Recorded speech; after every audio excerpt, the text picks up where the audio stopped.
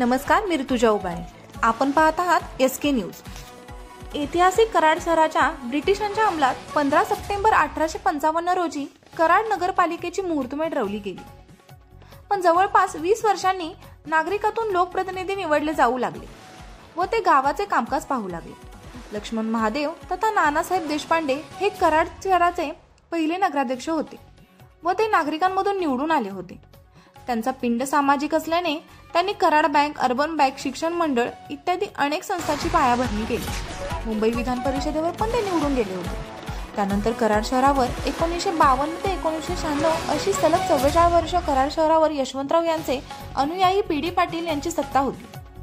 त्यांनी कराड शहराचा चेहरा मोहरा बदलून टाकला. त्यांच्या काळात अनेक विकासाची कामे झाली. 1996 साली नगराध्यक्ष पदासाठी आरक्षण निश्चित झाले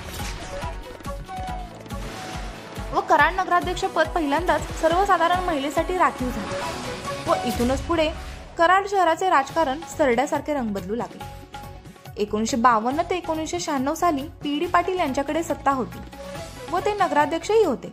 पण 1996 साली त्यांनी राजकारणातून बाहेर पडणे पसंत केले. कराड शहरात त्या काळी प्रामुख्याने 2 गटात नगरपालिकेच्या निवडणुकी होत होत्या.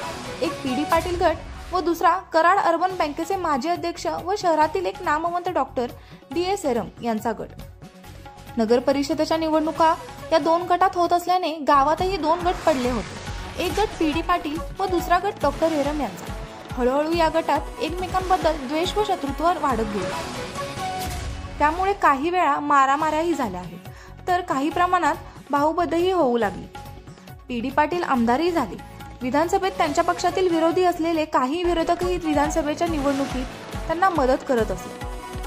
तसेच नगरपालिकेतही काही पक्षाचे विरोधी नगरसेवक PD पाटील यांच्या गटात सामील होत असत. पण कराड शहराचे राजकारण खऱ्या अर्थाने ढवळले गेले ते 1996च्या नगरपालिका निवडणुकीपासून. कसे ते आपण उद्या पाहू. SK न्यूज साठी ऋतुजा उबाळे.